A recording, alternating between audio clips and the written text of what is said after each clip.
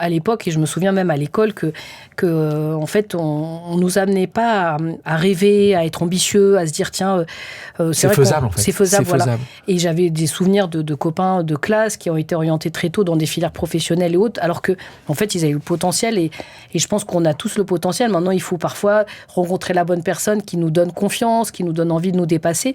Et en fait, c'est ça que j'avais pas rencontré. Et je me suis dit, mince, pourquoi moi, j'aurais pas le droit aussi ? Et j'avais l'impression que c'était aussi lunaire que de devenir justement cosmonaute ou président de la République. Et pourtant, j'avais l'impression que c'était à portée de main. Et quelque part, au fond de moi, j'ai toujours eu ma petite voix qui me disait, mais en fait, Zaya, tu arriveras et tu seras chef d'orchestre. Mais bon, il a fallu passer plusieurs étapes après. J'ai 2 messages très clairs. C'est il faut se faire confiance et il faut travailler. C'est peut-être facile comme ça d'entendre ça, mais je pense que moi, j'ai jamais douté que je serais capable. Même si on m'a... Alors ça, je suis quand même passée par des moments où j'ai aussi forcément douté de moi, mais au fond de moi, je me suis toujours dit, Zaya, t'as les ressources et vraiment de se faire confiance, ça c'est super important. Et par contre, il y a rien sans rien. Je trouve que c'est important de montrer aussi aux jeunes qu'on peut y arriver, mais par contre, le sens de l'effort, et c'est quelque chose qu'il faut cultiver très tôt. Moi, je sais clairement que si je m'étais appelée Martine, la vie, elle aurait été plus simple. Ça, je le sais. Mais en même temps, moi, je suis tellement fière de mes origines. Je suis en fait la belle rencontre entre ces 2 cultures européennes, d'Afrique du Nord. Donc, pour rien au monde, je voudrais changer. Bonjour à toutes et à tous, je suis Alexandre Mars et vous écoutez Pause, le podcast où on prend le temps. Le temps de s'arrêter, le temps d'écouter, le temps d'explorer, le temps de rire. Soyez les bienvenus. Mon invitée est l'une des rares femmes dans le milieu très masculin des chefs d'orchestre. Tombée dans la musique quand elle était petite, elle se donne très tôt pour objectif de devenir chef d'orchestre. Rabaissée à cause de son genre et de ses origines, c'est malgré tout mission accomplie, et ce, dès ses 20 ans, avec un engagement pour les autres, toujours chevillé au corps.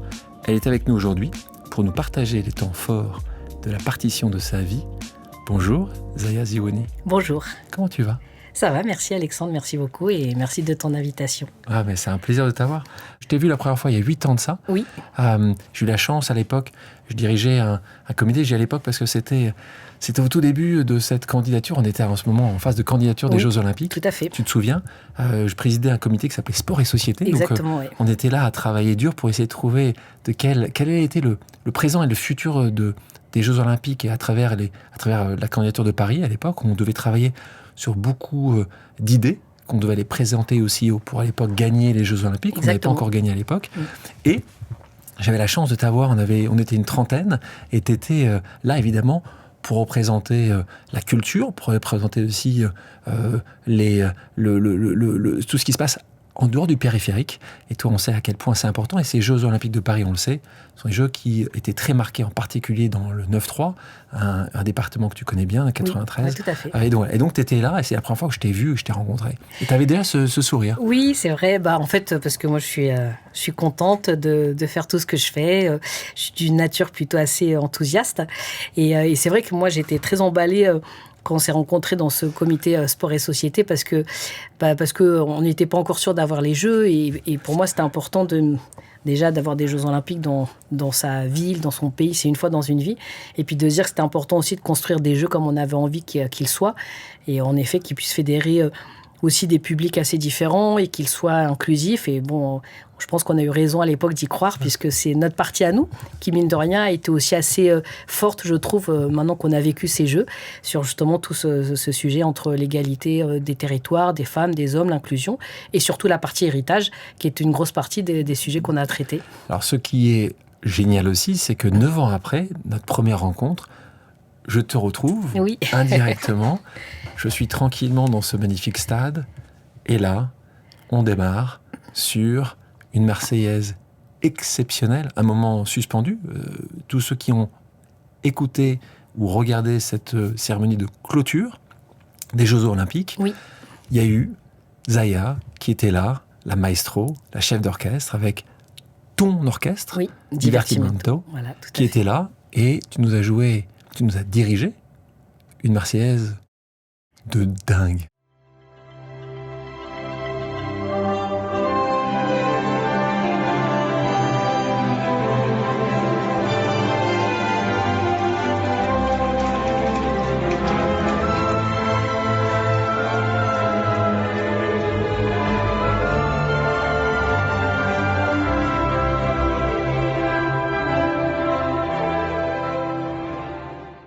Maintenant, avec le recul, je me rends compte que c'est un super moment, même si je l'ai vécu comme un super moment le jour J.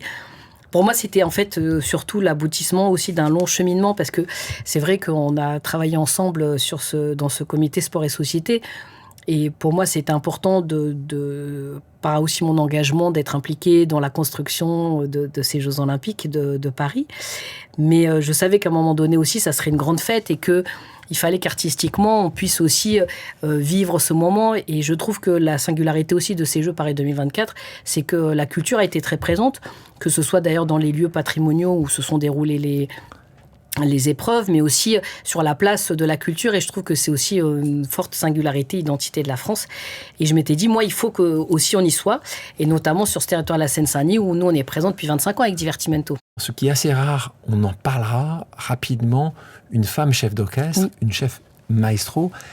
Moi, j'en ai pas vu quand même énormément dans mon existence, peut-être une ou deux, mais enfin, c'est quoi ? C'est 5% des chefs d'orchestre aujourd'hui sont des femmes ? En effet, dans les dernières études qui ont été faites par la SACD, il y a un pourcentage de 4% des chefs d'orchestre qui sont des femmes.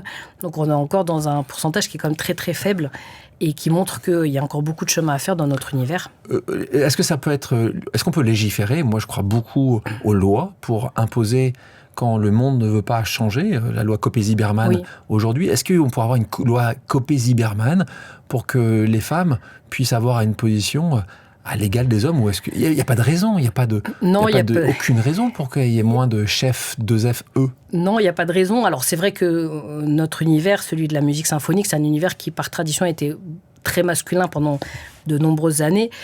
Si on regarde des images d'archives des orchestres dans les années 50, 60, 70, on verra que des hommes dans les orchestres nationaux. Ça a mis beaucoup de temps pour que les femmes intègrent des orchestres. Donc c'est vrai que la personne qui représente l'autorité... Pourquoi ? Parce que, tout simplement, à une époque, c'était même interdit. Il y a des orchestres en Europe où, dans les statuts, encore 25 ans, ils interdisaient les femmes et les étrangers, par exemple. Donc, c'est pour dire que c'est un univers qui a mis du temps à s'ouvrir d'une façon générale, et notamment à la présence des femmes. Et pourquoi ? Parce que, pour les mêmes raisons que les femmes ont mis plus de temps à avoir accès au droit de vote et à ouvrir un compte en banque. Là, on est après la Seconde Guerre mondiale. Oui, c'est vrai. C'est pas, tu me parles des années 80, c'est la fin des années, milieu des 40. Oui. Donc, je pense qu'on a eu toujours beaucoup de retard. Mais 4% d'une profession, il n'y a pas...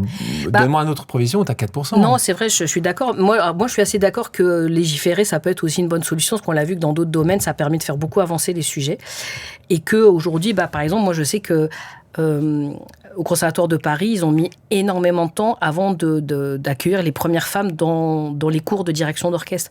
Et être chef d'orchestre, ça s'apprend. C'est un métier qui est très exigeant. Il faut avoir beaucoup de connaissances dans des domaines très différents, que ce soit l'analyse, l'orchestration, l'histoire de l'art. Parce que quand on dirige une œuvre, il faut savoir de quoi on parle et dans quel contexte ça a été composé. Et donc, avant de pouvoir déjà même se retrouver devant un orchestre, c'était déjà très difficile d'accéder à la formation. Et moi, quelque part, j'ai un parcours aussi très atypique parce que j'ai tenté ma chance au Conservatoire de Paris. Je ne suis pas rentrée, mais à l'époque, ils avaient encore accueilli aucune femme dans leur classe. Donc, c'est vrai que c'est compliqué d'avoir des femmes chefs d'orchestre si déjà on ne les forme pas. Donc déjà, ça commence par là, où il faut aussi un petit peu bousculer. Et on a peu de classes de direction d'orchestre en France. Et dans ces quelques classes, pendant très longtemps, on n'accueillait pas du tout de femmes. Donc déjà, ça vient de là. Et puis même après, aujourd'hui, on est quelques femmes aujourd'hui à diriger en France. Sauf qu'on ne nous donne pas forcément accès à des grands orchestres nationaux. Et que les quelques femmes que nous sommes aujourd'hui, on a toutes dû créer nos propres orchestres pour exister. Donc légiférer. Il y a que ça à faire. Tout à fait. Il faudrait que ces grands orchestres nationaux, il y ait un roulement, qu'il y ait une obligation. Enfin, il n'y a pas d'autre choix. Sinon, je suis ravi, on parlera de divertimento, parce que je sais que c'est important, comme moi, je dis divertimento, et en fait, non, c'est divertimento. Tu disais une chose aussi qui m'a choqué quand je l'ai entendu venant de toi, en disant, quand j'ai commencé à diriger, les hommes, qui avaient, pour certains, vu ça, pas forcément d'un très bon œil, quand tu les dirigeais, jouaient mal.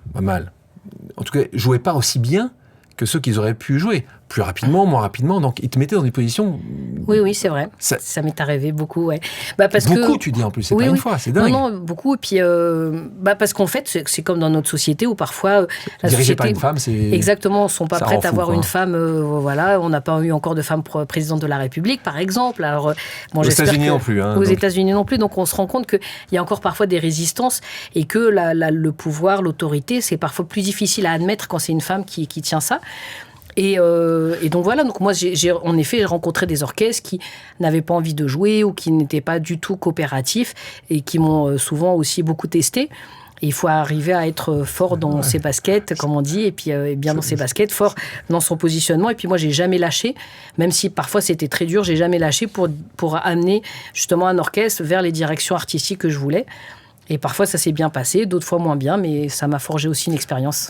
Zaya, on a ici un principe, c'est qu'on aime bien avoir pour toutes nos invités, c'est d'avoir des gens qui aiment l'invité ou qui ont une relation particulière à l'invité et qui vont poser une question, ce qu'on appelle la pause amicale. On va commencer, on a plusieurs personnes qui ont eu la gentillesse et l'envie de te poser une question.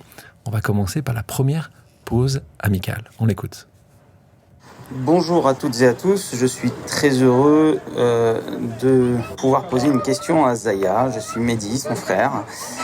Et moi qui travaille dans le milieu du sport, je souhaiterais lui poser une question concernant la similitude qu'il y a forcément entre le milieu de la musique classique et le milieu du sport. Est-ce que tu as déjà tiré justement des leçons du monde du sport ou est-ce que ça t'a déjà influencé dans ta manière de diriger l'orchestre ? Merci à tous et bonne écoute. Ah bah super, bah écoute, bien. Ton petit frère Mehdi. Mon petit frère Mehdi, ouais, alors qui est bien plus grand que moi en taille, mais qui est un petit peu plus jeune en effet, et qui lui évolue dans le monde du sport justement. Et on a eu la chance vraiment d'avoir des parents qui ont été super exigeants avec nous, ça c'est sûr, et c'est vrai qu'ils étaient attentifs à ce qu'on fasse les choses jusqu'au bout, mais qui nous ont fait confiance. Et c'est vrai qu'avec ma sœur Fetouma, nous on a évolué dans la musique. Sœur jumelle, hein ? Ouais, ma sœur jumelle, tout à fait, et Mehdi dans le sport. Et oui, en effet, le sport m'a beaucoup inspirée dans ma façon déjà de concevoir des programmes musicaux et ma façon de diriger. En fait, je trouve qu'un chef d'orchestre, c'est exactement comme un coach d'une équipe de foot ou d'une équipe d'un sport collectif, quel qu'il soit. C'est que il faut arriver justement à fédérer. Alors, on a plein d'individualités et d'arriver à savoir quelles sont les individualités qu'il faut mettre en valeur à certains moments, à quel moment ça va être plutôt le groupe qu'on va privilégier. Et moi, ce que je trouve fort et que j'adore vivre dans le monde du sport, c'est quand tu vas au stade, tu ressens des émotions parce que sur le moment, c'est très différent de quand tu regardes devant la télé. Et le sport, il a cette capacité à fédérer des gens très différents, à procurer des émotions. Et moi, je me suis toujours dit que quand quelqu'un venait au concert, il faut que ça soit exactement aussi la même chose. C'est-à-dire, moi, j'ai envie que dans une salle de concert, je puisse fédérer des publics qui soient aussi diversifiés que ce que tu peux retrouver dans un stade, diversifiés dans socialement, culturellement parlant, dans les générations. Et donc ça, j'ai toujours ça en tête parce que c'est facile aussi un peu de t'installer dans ta zone de confort et de te dire, tiens, je vais jouer que à la Philharmonie, à l'Opéra, les grandes scènes internationales. Non, en fait, il faut aussi garder le contact avec tous les territoires et c'est pour ça que le projet de l'Orchestre Divertimento, il a aussi cette singularité d'être présent en milieu rural, en milieu urbain, d'aller en milieu carcéral. Et donc, voilà. Donc, déjà, le sport, moi, il m'inspire aussi pour ça, pour cette capacité à fédérer. Et puis, voilà. Puis, les valeurs du sport, on les retrouve aussi dans la musique. Et si on regarde une équipe de foot ou de rugby, c'est exactement le même fonctionnement que dans un orchestre. Et donc, des fois, quand j'arrive pas à trouver la solution, je me dis, tiens, dans quel autre domaine, celui de l'entreprise ou plus du sport. Et c'est parfois, je trouve certaines clés. Merci, Mehdi, pour la question pour la grande sœur. On va justement parler de la famille un petit peu, là où tout commence.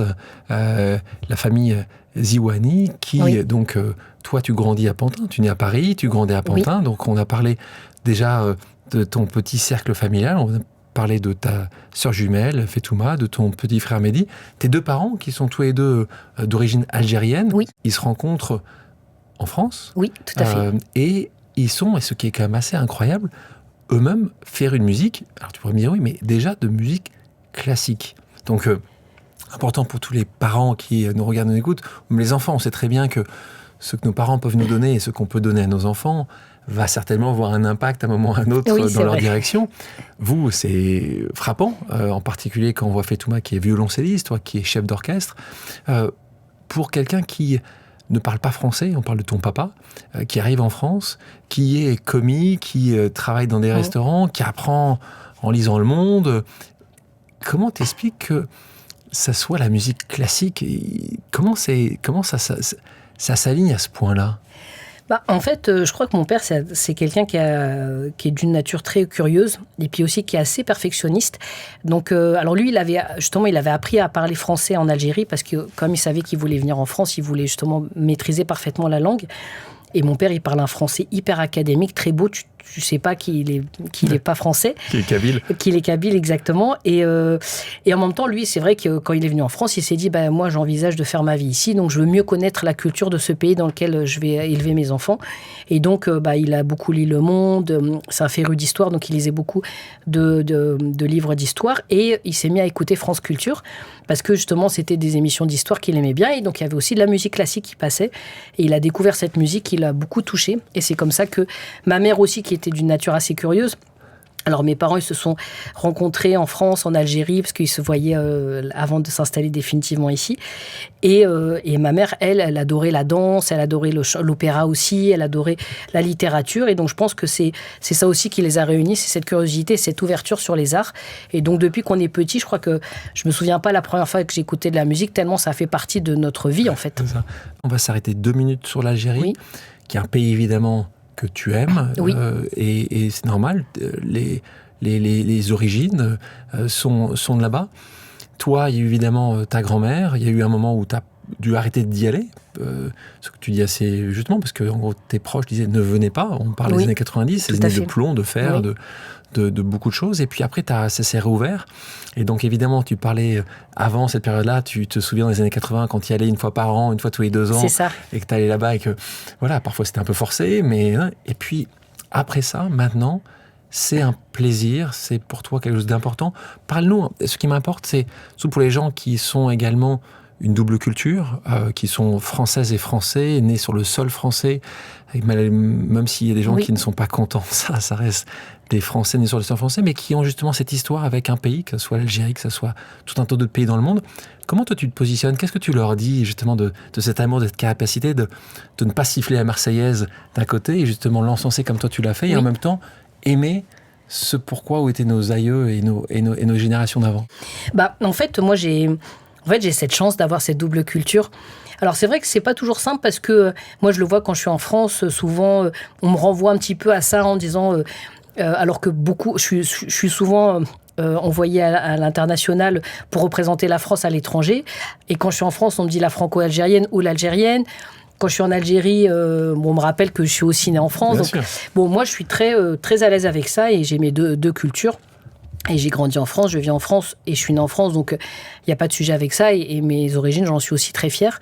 Et c'est vrai que quand moi j'étais jeune, j'ai découvert ce pays dans le cadre familial, puisqu'on y allait tous les ans voir la famille, les grands-parents. Et après, pendant les années 90, ça a été la période de mon adolescence, au moment où tu te construis. Et c'est vrai que c'est pas facile de se construire. Déjà dans un département où on te renvoie sans cesse que ta vie elle va être dure parce que tu habites dans la Seine-Saint-Denis, parce que tu vas être au chômage clairement, parce que justement tu t'appelles Zaya, et sans en même temps aller en Algérie parce que tu sais que tu peux pas y aller parce que c'est la guerre là-bas, et c'est vrai que moi je me suis un peu réfugiée dans les études, dans la musique, parce que c'est ce qui me rassurait, et c'est vrai que moi j'avais envie de réussir, et j'avais vraiment peur de cette idée du chômage, de la pauvreté, de la misère, parce que c'est aussi beaucoup ce qu'on nous renvoyait comme image, en fait.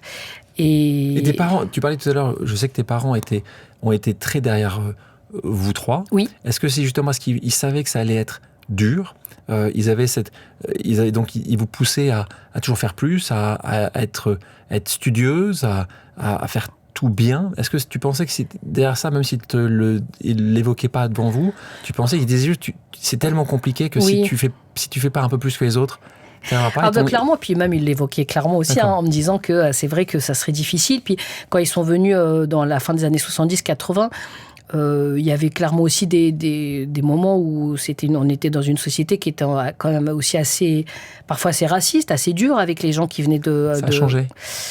Bah, ça a changé.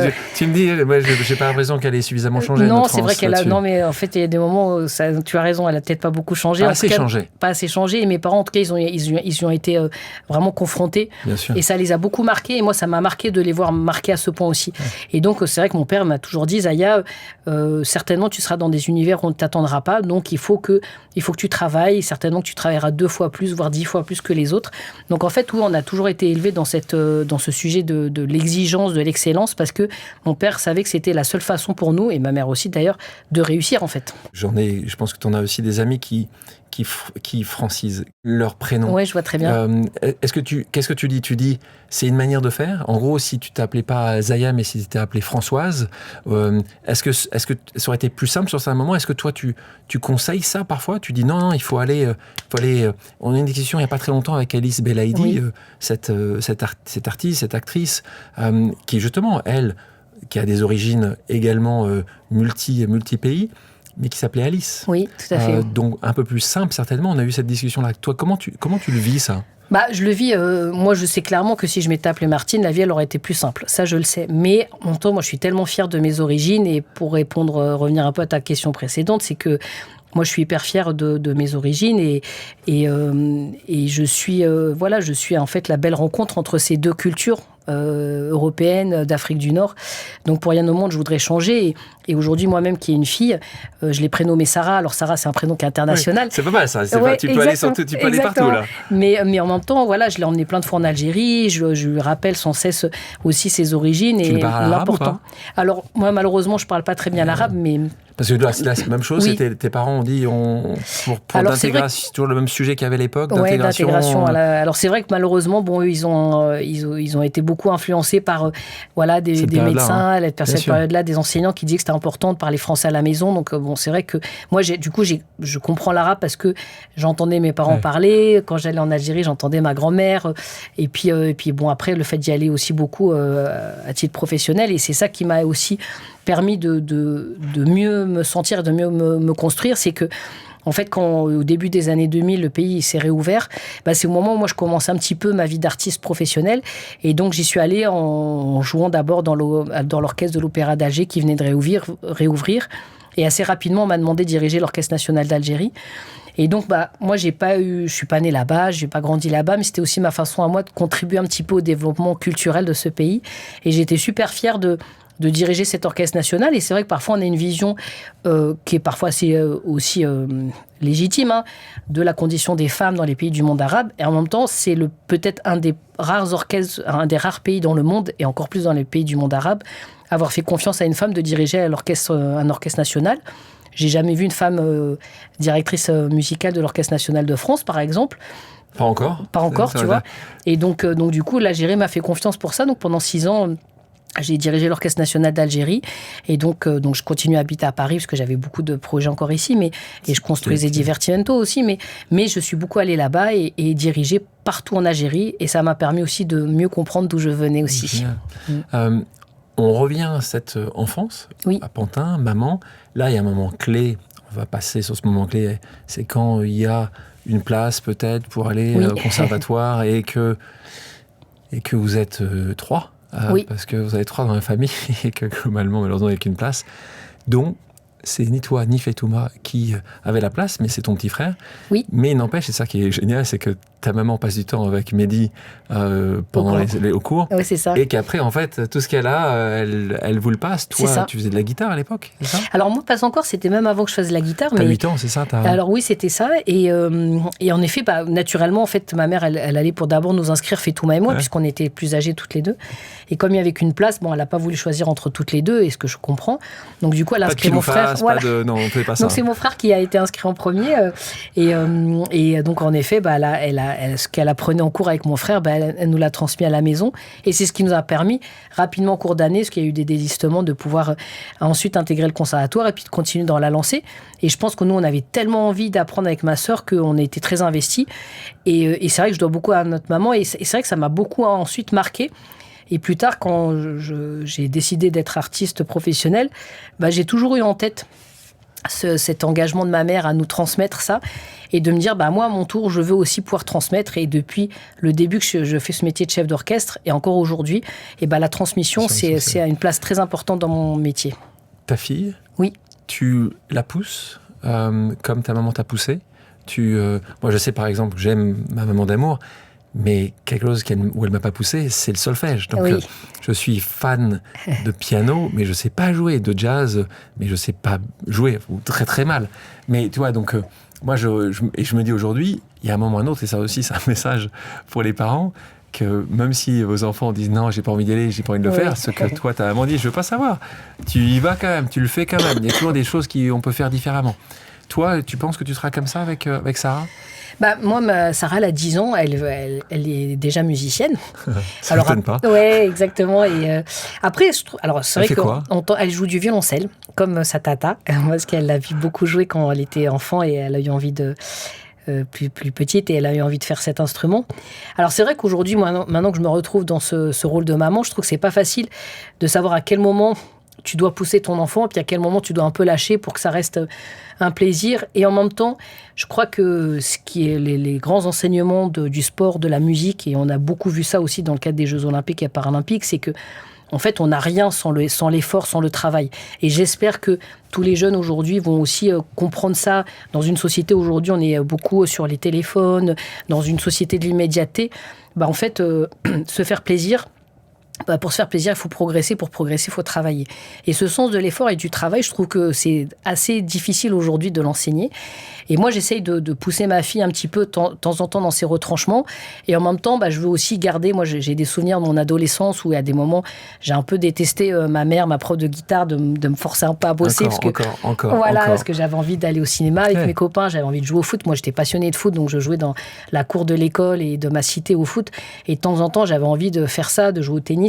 Et au lieu de ça, j'étais à la maison en train de travailler ma guitare. Et en même temps, je dois dire que c'est ce qui m'a permis aujourd'hui de faire ce que je fais et de m'épanouir dans mon métier. Donc, ma fille, j'essaie de la pousser le plus possible et en même temps de garder la balance. Mais la balance allant quand même un peu plus vers un peu plus... Certainement. Un peu plus de travail. Un peu plus vers le travail, c'est sûr. Et puis, de toute façon, elle fera ce qu'elle voudra plus tard. Moi, ce que je veux juste, c'est ce que les beaux enseignements du sport et de la musique, c'est ce sens de l'effort et du plaisir. Et j'ai envie qu'elle découvre ça. Tu parles de transmission, tu parles d'enseignement. Un point que je voulais aborder avant de continuer ton parcours, justement, c'est ces enseignants. Là aussi, ici, très souvent, on met en avant, et c'est important, les gens qui dédient une partie très importante de leur vie à aider les autres, en particulier, là, on parle des professeurs, des enseignants. Toi, et moi, c'était le même cas, j'ai eu des enseignants exceptionnels, et puis d'autres plus compliqués, plus complexes, parfois certains durs, trop durs. Toi, tu as vécu ça. Je vais prendre 3 moments de ta vie, du très jeune. Là, on est en dernière année de maternelle. Et là, c'est un enseignant qui te choisit. Enfin, un enseignant, c'est de petites sections, de grandes sections maternelles. Tout à fait. Et là, pour la première fois, qu'est-ce que tu fais ? Je dirige la chorale de ma classe. La chorale de ta classe. Et c'est rigolo, c'est arrivé 2 fois dans ma scolarité en grande section. Et en CE2, exactement. Mais quand on est en grande section, parce que là, on a 5 ans, c'est de 4 à 5 ans, donc c'est quand même tout petit. Comment ça se passe là ? Pourquoi toi ? Et tu te souviens, moi j'adore aussi donner les noms de ces professeurs. Tu te souviendrais de nom de cette professeure à l'époque ? Alors, celle de CE2, elle s'appelait Madame Rod, ça je m'en souviens très bien. Et, merci Madame Rod. Merci Madame Rod, exactement. Et la grande section de maternelle, compliqué. Non, je m'en souviens plus très bien. Donc là, elle te dit, toi... Et donc là, c'est à la fin de l'année, t'as les parents qui sont là, c'est ça ? Oui, c'est ça. Et puis en fait, c'était vraiment j'ai ce souvenir-là où elle voulait qu'on soit complètement autonome dans le spectacle. Donc on avait monté une petite pièce de théâtre et une chorale aussi. Et elle voulait qu'on soit autonome et que ça soit pas elle qui dirige la chorale. Et je me souviens très bien, elle me dit tiens, j'ai besoin de quelqu'un à la fois de dégourdi et capable de fédérer. Et donc faut croire qu'à l'époque, elle avait décelé ça en moi, de cette capacité. Alors en plus, j'étais plutôt assez timide, mais en même temps aussi, quand il fallait, j'aimais bien aussi défendre ma place. Comme je te disais, j'ai aussi, je me suis bagarrée pour être dans l'équipe de foot de mon école parce qu'il y avait que des garçons et moi j'avais envie d'y être. Donc tu vois, j'avais quand même ce côté un peu combatif. Et donc ils ont décelé ça en moi. Et c'est vrai que j'ai ce souvenir-là d'avoir été devant tous mes camarades, d'avoir été devant tous les les parents. Les parents. Et au début, j'avais dit à ma maîtresse, mais comment on fait? Alors, elle me dit, surtout, il faut que, pour que tout le monde chante dans la bonne tonalité, elle m'avait dit, tu chantes le début et puis tu donnes le rythme. Et en fait, elle voulait plutôt dire de donner le tempo. Et donc, je me souviens encore très bien de chanter le début de la chanson pour tous les enfants, toute seule devant tout le monde. Et en même temps, j'ai eu le cran de le faire. Et je crois que c'est un petit peu ça que j'ai gardé tout au long de ma carrière, parce qu'encore aujourd'hui, même quand tu te retrouves à diriger la Marseillaise au Stade de France devant des milliards de téléspectateurs, faut aussi avoir le cran de faire ça. Ouais. Mais j'adore en même temps ces défis, et plus il y a de l'enjeu, et plus je m'éclate. Plus t'étais dedans, toi. Exactement. Donc là, très positif, et pour ces deux institutrices, un moment un peu plus compliqué. Là, on est à 15 ans, donc tu joues dans un petit orchestre à Pantin, et là, t'as un jeune à tes yeux à l'époque, tu as 15 ans, chef d'orchestre, et là, tu as envie de partager ta passion, tu as envie de lui dire ce que tu as envie de faire, tu prends ton courage à deux mains, tu es assez timide, tu vas le voir, et tu lui dis ce que tu veux faire. Et là, c'est la douche froide. Oui, il m'a clairement dit, c'est pas du tout un métier qui est fait pour les femmes, donc concentre-toi sur tes études, et si tu veux faire de la musique, tu te concentres sur tes études d'instrument. Et c'est vrai que moi qui venais super enthousiaste et qui avait commencé un peu à partager ça avec d'autres profs, et juste à l'époque je pratiquais la guitare et l'alto, donc les deux profs que j'avais, elles ont été super accueillantes et m'ont dit si c'est ce que tu veux faire, on va s'y mettre dès maintenant, va préparer 2 femmes. Et ma prof d'alto qui me faisait beaucoup travailler ce qu'on appelle des traits d'orchestre, c'est-à-dire des extraits d'œuvres symphoniques pour que je connaisse bien le répertoire. Ma prof de guitare qui me disait, écoute, un chef d'orchestre, il a besoin de bien comprendre les harmonies, donc elle insistait beaucoup sur ce travail-là. Et donc moi, je m'attendais à ce qu'il partage cet enthousiasme, et c'est vrai que ça a été très dur pour moi, parce que je me dis, en fait, j'ai pris ça comme un déficit de confiance, et j'avais l'impression que j'étais pas assez bonne, et j'étais pas à la hauteur, en fait. Là, le point, merci de le préciser, c'est que souvent, surtout dans ces âges-là, on parle d'adolescence, on voit très souvent, malheureusement, ça arrive que des adolescentes ou des adolescents sont dans des positions compliquées, ça arrive régulièrement, se positionnent difficilement par rapport à ceux qu'ils veulent être ou ceux qu'ils peuvent être. Et à ces moments-là, il y a encore une fois toute personne qui a un minimum d'autorité sur n'importe qui, mais en particulier à cette année, faisons très très attention. Parce qu'à ce moment-là, toi, il te scie, et je me souviens, et je te cite, et tu dis, quand on vient d'où je viens, on est plutôt orienté d'office vers une carrière de coiffeuse, c'est toi qui le dis. Vouloir diriger un orchestre, c'était aussi fou qu'ambitionner d'être cosmonaute ou président de la République. En gros, c'est ce que cette personne t'a renvoyé dans ses yeux quand elle te parlait, t'es gentil, si on coche tout, tu coches rien. En gros, c'est ça que sa réponse. Oui, c'est ça. Et puis, après, j'ai beaucoup de respect pour le métier de coiffeuse, et qui est un super métier aussi. C'est juste qu'à l'époque, et je me souviens même à l'école, que en fait, on nous amenait pas à rêver, à être ambitieux, à se dire, tiens, c'est faisable, en fait. C'est faisable, voilà. Et j'avais des souvenirs de copains de classe qui ont été orientés très tôt dans des filières professionnelles et autres, alors que, en fait, ils avaient le potentiel, et je pense qu'on a tous le potentiel. Maintenant, il faut parfois rencontrer la bonne personne qui nous donne confiance, qui nous donne envie de nous dépasser. Et en fait, c'est ça que j'avais pas rencontré. Et je me suis dit, mince, pourquoi moi, j'aurais pas le droit aussi?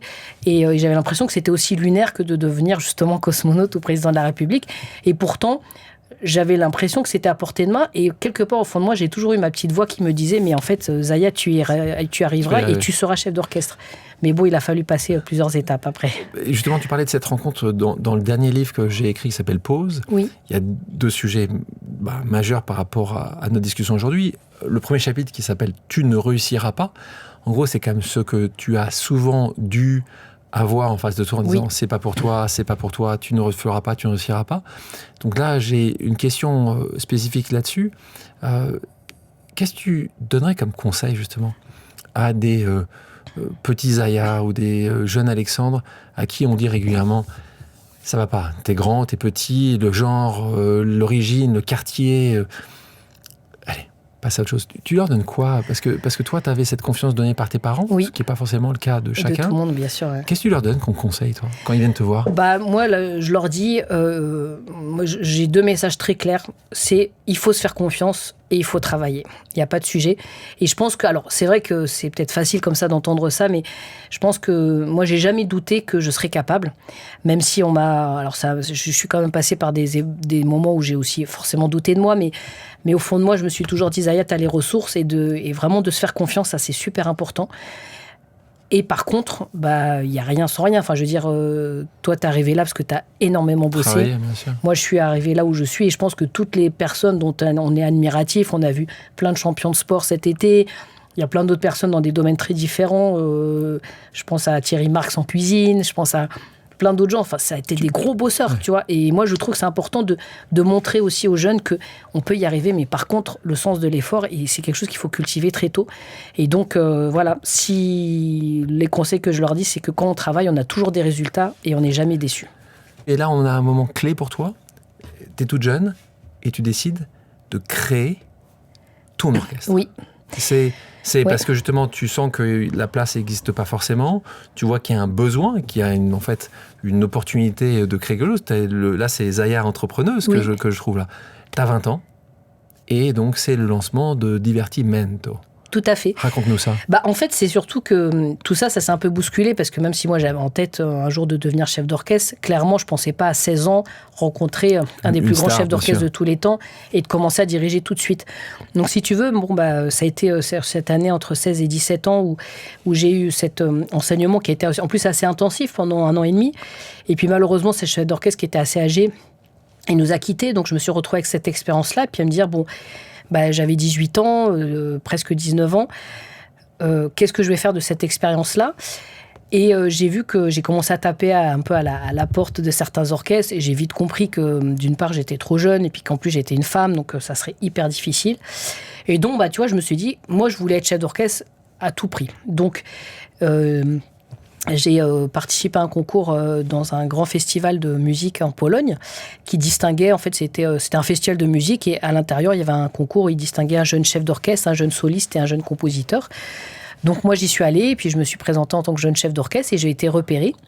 Et donc, comme j'ai gagné la catégorie chef d'orchestre, il y a des programmateurs qui ont commencé à me repérer. Et quand je suis revenue à Paris, j'ai postulé parce que moi, comme tous les jeunes, cherchais aussi à travailler. Et je me suis dit, moi, je veux travailler dans la musique. Je voulais pas aller travailler dans un restaurant ou faire autre chose. Et donc, j'ai commencé à postuler dans des conservatoires et j'ai été prise au conservatoire à Astin et aussi dans un conservatoire parisien et qui était assez sensible au fait que j'ai cette expérience avec ce grand chef d'orchestre. Donc, j'ai pas commencé à diriger des orchestres avec des petits-enfants de 7 ans. J'avais déjà des orchestres avec des jeunes qui étaient assez avancés et qui voulaient même devenir professionnels. Et en fait, ce qui m'a marqué dans cette expérience en tant qu'enseignante, alors j'étais chef d'orchestre, mais j'étais aussi dans la pédagogie, c'est qu'à Stein, j'avais des jeunes qui venaient de Stein, qui avaient, avec toutes les réalités difficiles que l'on connaît de ce territoire-là, qui étaient passionnés de musique, mais qui sortaient pas de leur quartier. J'avais des jeunes à Paris qui étaient plutôt d'un milieu social beaucoup plus aisé, pareil, passionnés de musique et qui sortaient pas de leur arrondissement. Et je me dis, mais en fait, là, c'est trop dommage parce que la musique, elle doit, comme ce que je disais tout à l'heure sur le sport, elle doit permettre de faire se rencontrer des gens qui se seraient jamais rencontrés dans un autre moment. Et c'est surtout que moi, j'étais frustrée d'avoir ces invitations de ces directeurs de festivals qui m'avaient repéré en Pologne et qui m'invitaient à venir diriger dans leur festival, mais il fallait venir avec son orchestre. Mais moi, j'avais pas d'orchestre, tu vois. Et donc, je me suis dit, je vais en créer un pour l'occasion. Et donc, j'ai commencé à demander à ma sœur Fetouma, avec d'autres copains qui étaient des jeunes professionnels comme moi, qui débutaient leur carrière en leur disant venez m'aider dans ce projet. J'ai sélectionné aussi les meilleurs élèves de Stein, les meilleurs élèves de Paris. Et c'est comme ça qu'est née l'aventure Divertimento. C'était pour répondre à ces premières invitations. En fait. Et puis, petit à petit, je me suis dit, tiens, c'est un projet qui a du sens. Et qui s'est développé. Alors, le Divertimento d'aujourd'hui, qui fait la clôture des Jeux, ça s'est pas monté en une journée. Ça a pris 25 ans. Mais t'en as quelques-uns qui étaient là au début, qui sont encore là aujourd'hui ? Oui, j'en ai quelques-uns, bien sûr. Alors, il y en a certains qui sont là depuis 25 ans, d'autres depuis 20 ans, d'autres depuis 15 ans. Mais je pense que c'est aussi la fidélité à ce projet qui fait aussi notre force. C'est quoi le profil moyen, on va dire moyen, pas dans le sens moyen, mais le profil idéal si on devait, le musicien. L'orchestre tel qu'il est aujourd'hui, l'orchestre Divertimento, il s'est professionnalisé au bout de, entre guillemets, 6-7 ans d'existence, parce que au départ, comme je te disais, c'était des étudiants, beaucoup qui étaient dans cet orchestre-là. Et en fait, j'ai été nommée directrice du conservatoire de Stein, parce que pour moi, la pédagogie, elle était vraiment importante dans ma carrière au début. Et encore aujourd'hui d'ailleurs. Et en fait, en étant nommée directrice du conservatoire de Stein, moi j'ai vraiment présenté un projet pour ce conservatoire-là autour de la pratique collective, parce que je trouvais que c'était ça qui était vraiment important, de fédérer des jeunes autour d'une pratique collective. Et donc le maire de Stein m'a proposé à l'époque de pouvoir installer l'orchestre Divertimento en résidence. Et je dois dire que ça a été un sacré tournant. Tu vois, tout à l'heure, tu nous demandais des rencontres marquantes. Bah, celle-là, elle en fait partie de ce maire à l'époque. Qui s'appelle il s'appelait Michel Baumal, d'une ville populaire de Seine-Saint-Denis, 30 000 habitants, tu vois, qui fait partie des villes quand même qui ont des réalités assez difficiles, et qui m'a proposé d'installer en résidence cet orchestre. Et je me dis, si je veux garder le discours autour de l'excellence, je peux pas avoir un orchestre avec la moitié des étudiants. Donc j'ai décidé de complètement le professionnaliser et conjointement de créer cette académie parce que je voulais qu'on continue à former des jeunes musiciens. Et donc depuis ce moment-là, moi, le profil de musicien que je recherchais, c'était des musiciens qui étaient très bons dans leur domaine, mais moi, je savais que la musique telle qu'on la voit parfois et qu'on la voyait surtout à l'époque à la salle Pleyel ou au Théâtre des Champs avec, tu vois, que des personnes âgées qui venaient que de certains quartiers parisiens. Moi, c'était pas du tout ça que je voulais. Et je voulais des musiciens qui soient convaincus que c'est hyper important de jouer à Stein, de jouer en milieu rural, de jouer en milieu carcéral et qui ne feraient pas de différence entre un concert à la Philharmonie de Paris et un concert à Stein. Et donc, j'ai commencé à recruter des musiciens qui soient conscients de ça et aussi qui soient conscients que pour pouvoir avoir parce que c'est bien beau de dire, tiens, je vais faire des concerts gratuits, je veux que tout le monde vienne. Mais c'est pas ça qui va te faire venir les gens. Et donc, nous, on a mené beaucoup d'actions. Et on a été dans les écoles, les centres sociaux, les maisons de quartier. Je voulais des musiciens engagés. Donc, pour les gens qui nous écoutent, qui nous regardent, Zaya, tu peux un peu expliquer le modèle économique qui existe, comment tu as réussi à faire grandir cette association, cet orchestre, pour en devenir un qui arrive à jouer devant des centaines et des centaines et des centaines de millions de personnes à la clôture des Jeux Olympiques. Explique-nous un petit peu. Donc, est-ce que c'est par exemple l'État qui te finance, la région, le département, la mairie ? Créer un orchestre, on s'imagine que c'est que sur la partie artistique, mais bon, il faut déjà trouver les musiciens, et tu le disais tout à l'heure que c'est important, et pour compléter, moi je veux aussi un orchestre qui soit à l'image de notre société d'aujourd'hui, donc avec, en effet, et sur la parité qui pour moi est importante dans l'orchestre, avec des personnes qui ont des origines culturelles aussi très différentes. Donc ça, c'était important, mais il faut créer du coup un projet artistique, mais c'est avant tout un orchestre professionnel, donc c'est une entreprise. Et donc, j'ai commencé à... Alors moi, je voulais pas que ça soit sur le modèle des orchestres permanents où tu as des musiciens qui jouent que dans ton orchestre, parce que moi, je trouve que ça change le rapport au métier. Et au contraire, moi, je veux que des musiciens qui soient divertimentaux, ils ont aussi d'autres expériences ailleurs et d'autres qualités à apporter. Et la polyvalence de notre métier de musicien, elle a souvent été vue comme quelque chose de pas bon. Alors que moi, aujourd'hui, j'en ai fait une force de l'orchestre. Et n'importe quel musicien que tu vas apprendre de divertimento, soit c'est un excellent pédagogue, soit c'est un musicien qui est spécialiste dans le jazz ou dans les musiques du monde, il a une autre qualité à apporter. C'est ce qui fait qu'aujourd'hui, l'orchestre, il est capable de faire des projets aussi différents que ce qu'on fait et aussi singuliers. Donc ça, c'est la première chose. Et donc... Il faut bien les payer, quoi. Et il faut bien les payer. Alors c'est vrai qu'au départ, et c'est encore parfois un petit peu mon combat, c'est que comme c'est un orchestre qui est professionnel, mais qui est aussi engagé, parce que au début, moi, j'ai installé la résidence de l'orchestre en Seine-Saint-Denis parce que moi-même, j'y ai grandi dans ce territoire et j'ai jamais vu un orchestre professionnel venir y jouer. Donc, j'étais convaincue que l'excellence, la beauté de la musique, elle avait aussi sa place dans ce département. Mais tu sais, quand tu ramènes un orchestre symphonique en banlieue, il y a personne qui vient te voir, à part les publics localement. Les programmateurs, ils viennent pas, les journalistes, ils viennent pas. Donc, ce que tu dis, c'est que deux choses que tu dis là. Un, tu détestes parler de banlieue. Toi, c'est un terme que tu n'aimes pas utiliser. Et deuxièmement, en fait, ce que tu dis, c'est que souvent, cette population-là, ces professions-là ne traversent pas le périphérique. Pas du tout le périphérique. Et donc, en fait, pendant très longtemps, c'est un orchestre qui a été vu plutôt sous son angle social, sociétal, voire même, pensez pas que c'est un vrai orchestre professionnel. Et tu vois, dans ce cas, tu avais le financement. Dans ce cas, tu avais du financement. Alors du plutôt département, de la région, de la mairie. Un petit peu du département, beaucoup des collectivités locales. On parle de mairie, quoi. Des mairies, voilà, tout à fait, mairie, département, région, mais à chaque fois sur des petites dotations. Il faut avoir en tête qu'un orchestre professionnel aujourd'hui, si on prend le modèle des orchestres permanents, c'est plusieurs millions d'euros. Et en règle générale, si on part sur un budget de 10 millions d'euros, tu vas avoir la moitié de la ville dans laquelle ça a installé et l'autre moitié de l'État. Bon, moi, j'ai jamais eu des montants comme cela, et loin de là, donc j'ai vu que ça serait très vite, ça serait difficile, et on m'a surtout donner des montants qui étaient ceux que tu donnes à une association pour faire de l'aide aux devoirs ou pour faire, tu vois, un impact qui a un impact social, ce qui est super, mais des montants qui sont tellement petits qu'en fait, il a fallu un peu trouver un modèle économique qui est propre au nôtre et qui va associer l'argent que nous, on va récolter des concerts, mais aussi du coup les projets d'action, tous les dispositifs, les programmes éducatifs, pédagogiques que nous on porte. Et donc à chaque fois, c'est plein de petites sommes de nos concerts, justement des mairies, départements. Et puis surtout après derrière, il a fallu aller chercher les entreprises, le mécénat, parce que en fait c'était pas du tout suffisant pour développer. Et donc, j'ai été voir des entreprises en leur disant, voilà, nous, on a un orchestre, voilà nos valeurs, nous, on a envie de vous associer à la réussite de ce projet.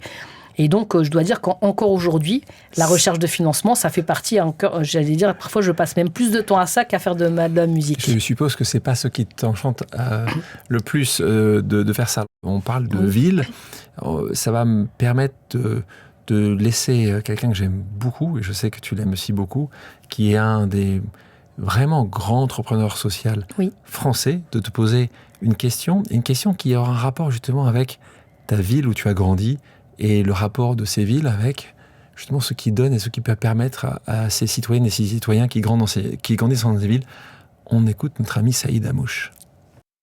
Bonjour Zaya, je sais que tu as grandi à Pantin et je voulais savoir dans quelle mesure la politique culturelle de la ville de Pantin avait eu une incidence dans ta trajectoire aujourd'hui de professionnel de la musique. Est-ce que ça a aidé? Est-ce que ça a accéléré? Est-ce que ça a été la petite graine? Et comment ça s'est mis en place? C'est très intéressant de découvrir le lien qu'il peut y avoir entre les engagements d'une municipalité et l'impact que ça peut avoir sur ses citoyens. Merci. Donc, Saïd Amouche, tu peux nous dire un mot si tu veux, président fondateur de cette organisation sociale Mosaïque RH. Tout à fait.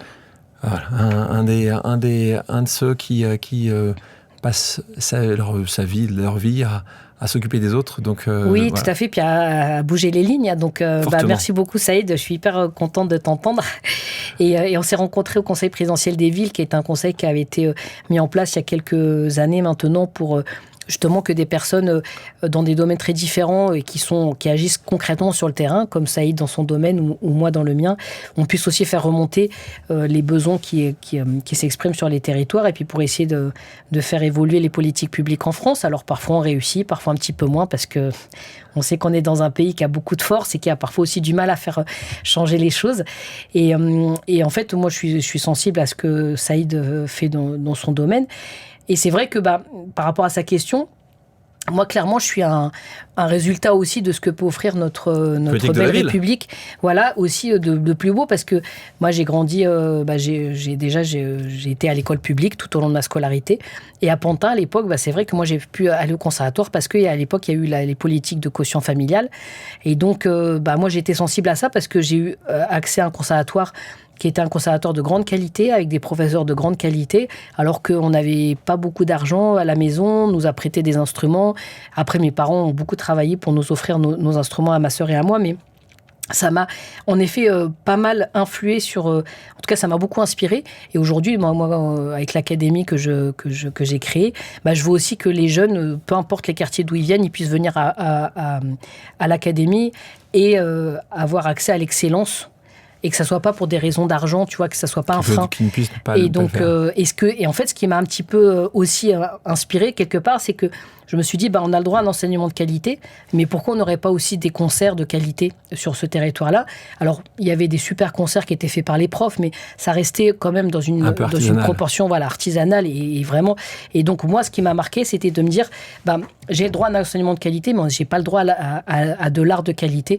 Et c'est pour ça qu'aujourd'hui, moi, je suis présente pour la clôture des Jeux, je suis présente à la Philharmonie de Paris, je vais en tourner partout dans le monde, mais je veux qu'on soit présent aussi dans des territoires où les habitants ont le droit aussi d'avoir accès au beau et à l'excellence. Voilà.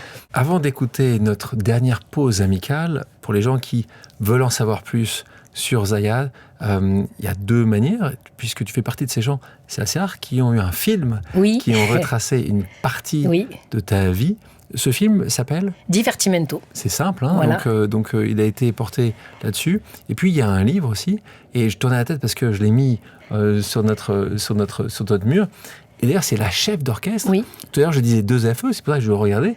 c'est bien la chef, mais il n'y a pas deux FE, donc tu as décidé que ça soit la chef ou le chef, il y avait qu'un F. Oui, alors en fait, je te cache pas qu'à l'époque, quand j'ai écrit ce livre, c'était en 2010, ça fait un petit moment, en fait, je me posais pas du tout la question. Et c'est vrai que, féminiser les noms, moi, je trouve que c'est important, parce que ça permet quand même de légitimer aussi la chose. Mais en fait, pour moi, le combat, il était tellement ailleurs que je me dis, le jour où on se posera juste la question de l'orthographe, c'est qu'on aura fait déjà avancer le sujet, tu vois. Et donc, c'est vrai qu'à l'époque, je l'écrivais pas encore 2FE, alors que maintenant, je le fais. Tu l'écris 2FE. Maintenant, je l'écris 2FE, parce que, voilà, je voulais montrer que, un chef d'orchestre, ça pouvait être une femme, ça pouvait être une chef d'orchestre. Voilà. Donc, on va écouter cette nouvelle pause amicale, qui va être une pause familiale. D'accord. Bonjour Zaya, j'espère que tu vas bien. Tu reconnais. Voilà, alors j'ai une question pour toi. Je voulais savoir si tu avais en tête une thématique maintenant sur laquelle on pourrait travailler avec les musiciens de l'orchestre Divertimento et puis aussi les jeunes de notre académie, puisque c'est vrai que ces dernières années, on a beaucoup travaillé sur le lien entre le sport et la musique, les valeurs qu'il y a en commun. Voilà, bonne journée. Alors, c'est ma sœur Fetouma. Alors, c'est vrai que c'est toujours assez déroutant, parce que comme on a une voix qui se ressemble beaucoup, donc j'ai l'impression parfois de m'entendre. Et merci beaucoup Fetouma d'avoir posé la question. Alors en fait, c'est chouette qu'elle ait posé cette question-là, parce que moi j'ai toujours voulu faire mon métier. Si tu veux, ça fait partie de mon métier de transmettre la musique et de transmettre notre histoire et ce patrimoine musical. Et donc, continuer à jouer Saint-Saëns, Beethoven, Tchaïkovski ou d'autres compositeurs encore. Mais moi, ce que je veux avant tout, c'est que la musique, en fait, qu'elle soit toujours en lien avec les sujets qui nous concernent aujourd'hui. Alors forcément, musique et sport, et tout à l'heure, mon frère aussi m'en a parlé, et on en parle souvent ensemble, parce moi, je me suis servi évidemment du lien qu'il y avait entre les deux, mais aussi de toutes les belles valeurs, et les valeurs de l'olympisme, tu vois, sur la solidarité, l'excellence, le respect, et je trouve que c'est des choses qu'on doit pouvoir aussi interroger, nous, en musique. Et moi, quand je fais un programme, je fais jamais un programme juste parce que c'est beau. Je trouve qu'on doit y donner du sens. Et donc, c'est autour des valeurs de l'olympisme et du sport que ça m'a inspiré ces dernières années. Et figure-toi que bien avant qu'on ait cet épisode autour de la dissolution de l'Assemblée, j'ai commencé à construire la suite de la saison de l'orchestre et des saisons de l'orchestre autour de la musique et de la citoyenneté. Parce que moi, je trouve qu'aujourd'hui, on doit aussi interroger le sujet de l'inclusion, de l'égalité entre les femmes et les hommes, justement de la diversité au sens large, de la rencontre avec l'autre. On a beaucoup interrogé ça en France aujourd'hui. On a vu la montée du Rassemblement national, beaucoup de choses liées à l'accueil des migrants en France, des conflits qu'il y a dans notre monde. Et je trouve que parfois, alors même si dans le domaine artistique, peut-être on pourrait se dire, on est un peu dans le monde des bisounours. Non, on doit aussi interroger ce rapport avec l'autre, avec d'autres cultures. Et donc voilà. Donc là, je suis en train de travailler pour que les 3 prochaines saisons de l'orchestre, on interroge tous ces sujets-là. Et il y a plein de belles musiques qui existent aujourd'hui, qui mettent en valeur notre lien avec la nature, l'écologie, l'inclusion dont je parlais. Et tu vois, par exemple, le dernier concert que j'ai fait à la Philharmonie de Paris, c'était pendant les Jeux paralympiques. Et donc, je me suis dit, mais si c'est pas à ce moment-là qu'on interroge, et c'est vrai qu'on a beaucoup été bousculés, le fait d'avoir accueilli les Jeux paralympiques, sur notre positionnement, sur l'inclusion, sur le handicap, tout ce qu'on doit faire pour progresser tous ensemble. Et moi, j'ai aussi beaucoup travaillé ça. Et dans ce programme, on avait par exemple toute une partie de chorégraphie en langue des signes. Moi, j'avais envie que le public il se rende compte aussi ce que c'est, par exemple, de vivre et de rencontrer la musique dans le noir. Donc, on a une partie du spectacle qui était complètement dans le noir. Et on a fait tout un travail aujourd'hui avec l'Institut national des jeunes aveugles. Et on avait des aveugles dans l'orchestre. Justement, c'est une question pour toi, justement. On parle d'inclusion. L'inclusion, c'est d'arriver à mettre ces personnes qui sont en situation de handicap au centre, pas de l'attention, mais au centre de l'activité au quotidien. Toi, justement, dans ton orchestre, aujourd'hui, tu me parles, merci de préciser, tu avais des artistes, des musiciens aveugles. Est-ce que tu penses que dans le futur, tu auras toujours des musiciens en situation de handicap ? Oui, et en fait, je dois dire que tu vois... Quand tout va bien, tu te poses pas trop de questions. Et c'est vrai que moi, c'est ça que je trouve aussi la force de ces Jeux olympiques et Jeux paralympiques. Et on a beaucoup travaillé là-dessus ensemble dans notre comité sport et société. C'était de voir comment ça allait avoir un impact dans notre société après. Et moi, je dois dire que ça m'a un peu bousculé. Ça m'a un peu même mis un petit coup de pied aux fesses parce que je m'étais jamais trop posé la question. Alors, on avait plutôt travaillé sur l'accueil des personnes en situation de handicap. Mais en fait, tu te rends compte qu'il y a beaucoup de gens qui ont du talent, que ça soit des sportifs, des danseurs, des musiciens qui sont en situation de handicap, handicap. Mais en fait, nous, on est tellement quelque part dans nos habitudes. Donc, en fait, on fait la musique d'une certaine façon. Et moi, je me suis toujours dit une chose, c'est qu'il n'y a pas qu'une seule façon de faire de la musique. Et parfois, on a un fonctionnement qui nous amène à rentrer dans tel code, dans telle case. Comment, parce que tu me parlais de ces musiciens aveugles, j'essaie de voir ça. Comment tu vas le diriger ou la diriger, cette musicienne, ce musicien aveugle? Parce qu'en fait, alors là, c'était clairement dans ce programme, c'était un programme... si vous êtes tout le monde dans le noir, c'est... Oui. Ouais. Alors oui, ça nous amène à travailler différemment. Alors là, c'était un programme qui était un spectacle qui était participatif, donc principalement c'était l'orchestre Divertimento et les danseurs de la compagnie Kefik de Mourad Merzouki, mais on a aussi souhaité inviter des personnes à chanter dans un chœur pour chanter avec nous, et aussi dans notre académie. Et donc, on apprend différemment. Tu vois, par exemple, pour jouer dans le noir, moi, j'ai demandé à mes musiciens, ils ont appris par cœur, et on a appris à travailler aussi différemment. Et donc, tu ne sers plus à grand-chose, en fait. Moi, je ne sers plus à grand-chose, mais justement, je les ai guidés pour qu'on apprenne tous ensemble à avoir d'autres façons de travailler ensemble. Et puis, les jeunes aveugles qui ont intégré notre académie, on a travaillé ensemble, et beaucoup sur oralement, et puis arriver à sentir les choses. Tu vois, par exemple, quand tu fais un ralenti à la fin d'un morceau, le musicien, il va me regarder parce qu'avec mes gestes, je vais faire le ralenti. Mais quand la personne a un déficient visuel, il te voit pas. Et donc, en fait, on a appris à communiquer et à sentir, en fait, à avoir ce feeling qui fasse que, à la fin, quand on va ralentir, en fait, ils ont les antennes grandes ouvertes et ils sentent à quel moment on va ralentir. Et j'ai envie de dire, ça nous a sorti de notre zone de confort. Et je dois dire que même pour les musiciens de l'académie, les jeunes musiciens qui sont valides, ils ont développé beaucoup d'autres choses pour pouvoir être beaucoup plus à l'écoute. Et c'est ça qui est le plus difficile dans un orchestre, c'est d'être toujours à l'écoute. Et même les musiciens professionnels. Et moi, j'ai été tellement fascinée par cette expérience que j'ai forcément envie de la continuer. Et je me dis que ça fait partie des sujets. Il ne faut pas que ça reste sans lendemain. Il faut qu'on continue à travailler. Message passé, message important qui est porté par justement ces Jeux paralympiques, si on se concentre là-dessus, c'est que ça ne doit pas être juste une magnifique période sans lendemain. Ça a permis de faire voir à beaucoup de gens, beaucoup de Françaises et de Français, mais beaucoup de gens dans le monde, ces différences, ces personnes en situation de handicap. Les gens les ont applaudis, les ont chéris.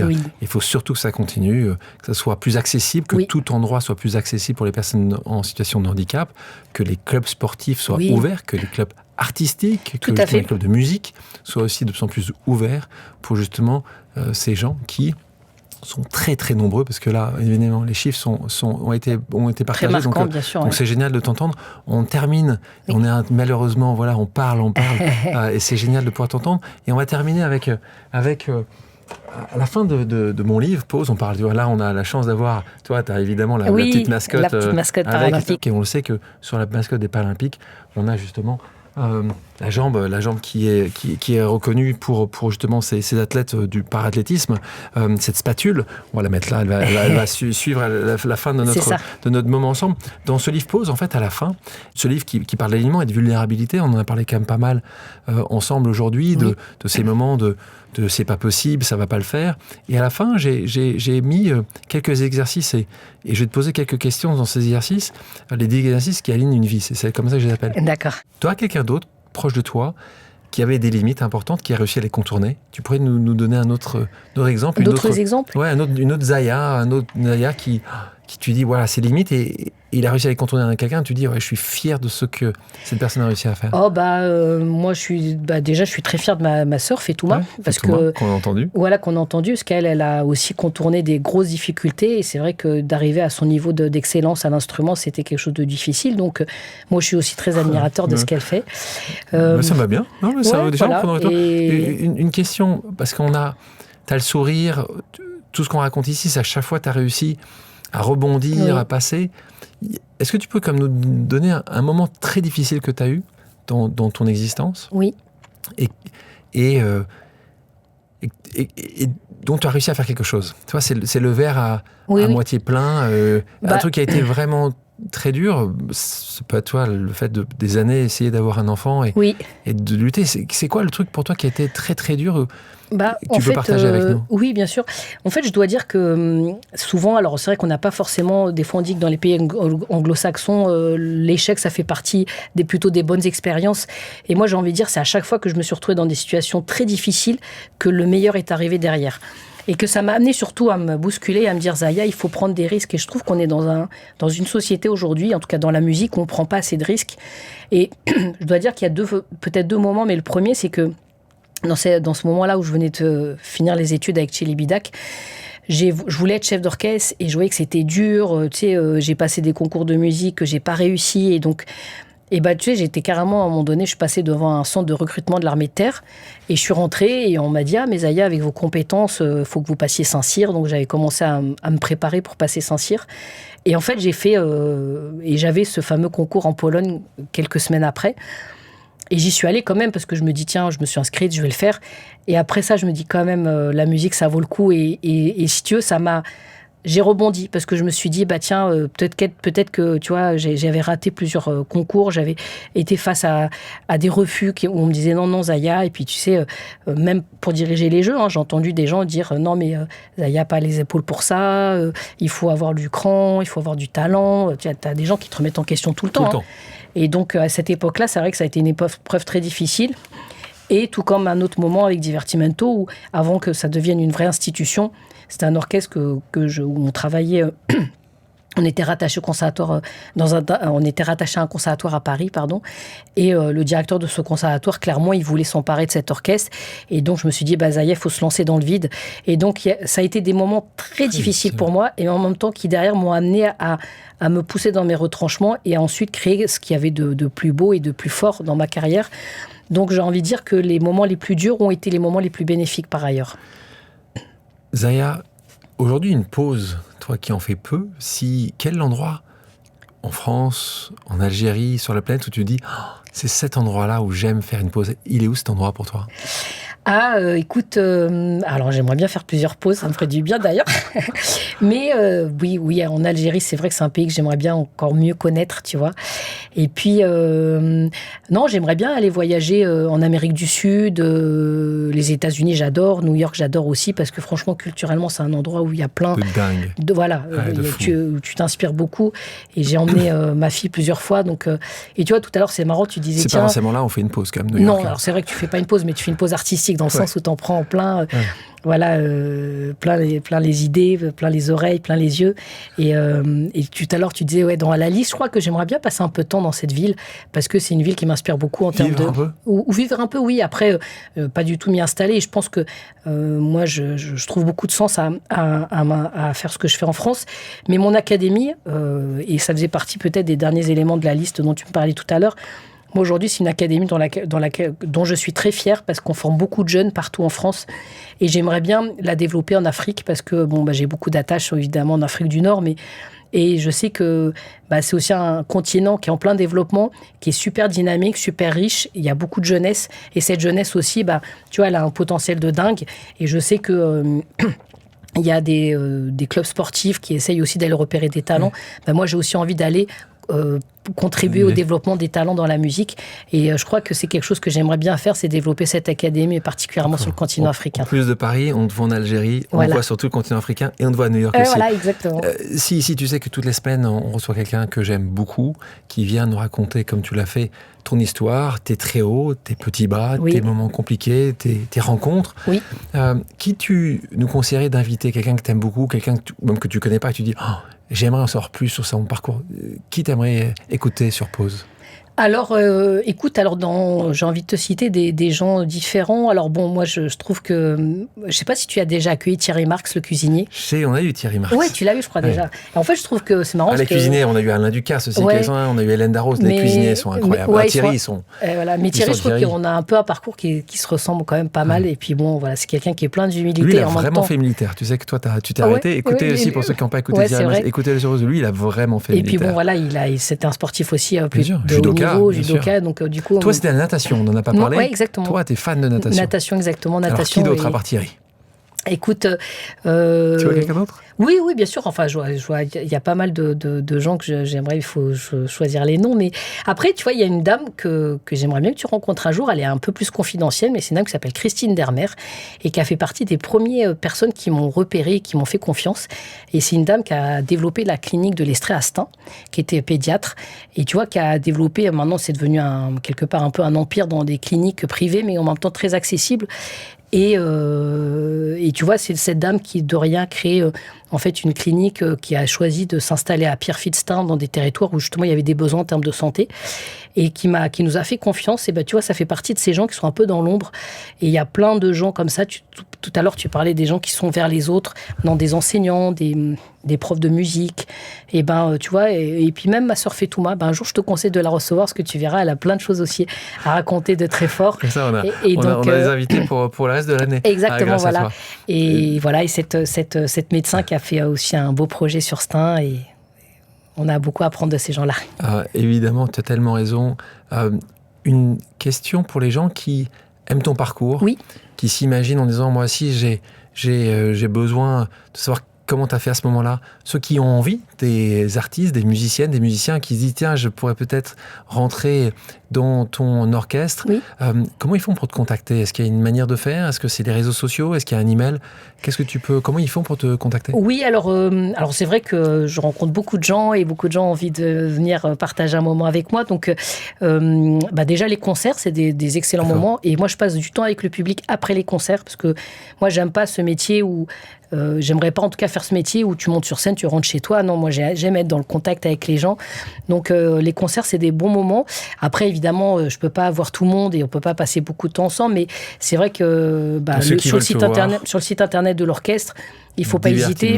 Voilà. Après, moi je reçois beaucoup de messages sur les réseaux sociaux. Je dois dire que j'ai pas forcément toujours le temps d'y prêter autant d'attention que je souhaiterais.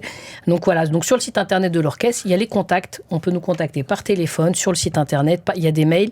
Et donc ça, il faut pas hésiter. Et aujourd'hui, j'essaie aussi de créer des moments, que ce soit sur le web ou que ce soit en physique. Et des fois, des partenaires qui sont sympas et qui nous disent, tiens, qui me proposent dans Paris de nous prêter un lieu. Et justement, pour permettre à des publics ou des personnes des rencontres. Et moi, j'adore ces moments-là. Zaya, oui. Merci pour ton temps aujourd'hui. Merci de ton invitation, j'ai été ravie. Merci à toutes et à tous d'avoir pris le temps de faire une pause avec nous. J'espère que l'émission vous a plu, inspiré ou fait réfléchir. Si c'est le cas, je compte sur vous pour le partager avec vos proches, laisser un commentaire et mettre la note de 5 étoiles sur les plateformes d'écoute. Si vous voulez me suggérer des invités ou simplement me faire part de retours, vous pouvez me contacter via LinkedIn en tapant Alexandre Mars ou bien m'écrire à l'adresse suivante, le podcast pause@gmail.com.